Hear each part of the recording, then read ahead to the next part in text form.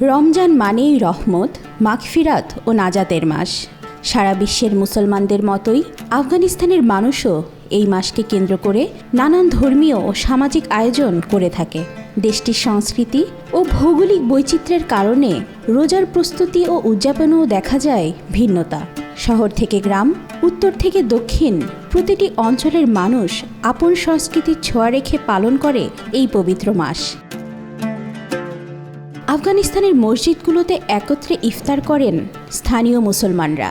এই অঞ্চলে ইফতারের তালিকায় থাকে গরু ও খাসির মাংসের কাবাব, নানান রকম তাজা ও শুকনো ফল, বাদাম, ফলের জুস। তবে দেশের বিভিন্ন অঞ্চলে ইফতারের খাবারের তালিকায় কিছু পার্থক্য দেখা যায়। কাবুল ও আশেপাশের এলাকায় জনপ্রিয় কাবুলি পোলাও, মান্টে বা ডাম্পলিং, শিরনি ও বোলানি। দক্ষিণের শহর কান্দাহারে দোপেয়াজা ও কোরমা বেশি প্রচলিত। উত্তরাঞ্চলে ইফতারের জন্য রুটি, বিভিন্ন রকম শাকসবজি ও দুধ জাতীয় খাবারের চল বেশি। পূর্বাঞ্চলে বিশেষত জালালাবাদ ও খাস্তে ইফতারে অনেক সময় স্থানীয় স্ট্রিট ফুডের প্রচলন দেখা যায়, যেখানে ভিন্নধর্মী মিষ্টি ও মশলাদার খাবার জনপ্রিয়। রমজানের বাজারও আফগানিস্তানে বিশেষভাবে জমে ওঠে। বড় শহরগুলোর বাজারগুলোয় খেজুর, বাদাম, শুকনো ফল ও মশলার চাহিদা বাড়ে। রাতের দিকের দোকানগুলোতে থাকে ইফতারি ও সেহরির নানা উপকরণ।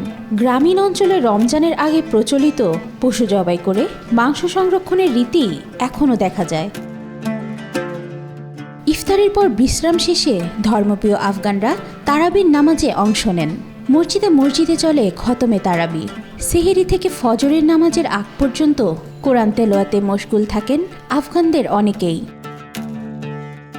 হযরত ওমর রাদিয়াল্লাহুর সময় আফগান অঞ্চলে ইসলামের আগমন ঘটে।